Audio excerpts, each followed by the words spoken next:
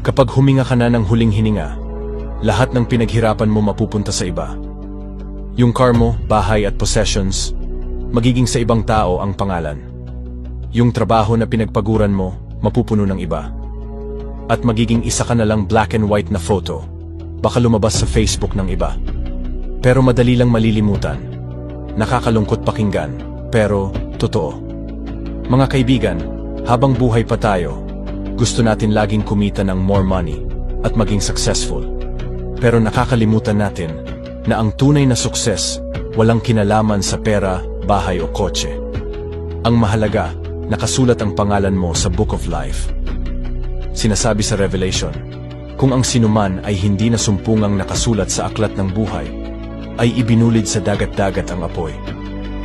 Makakalimutang tao sa atin, pero bawat araw ng buhay natin, bawat ginawa natin ay nare-record at magdedesisyon kung tayo ba ay pupunta sa hell o sa heaven.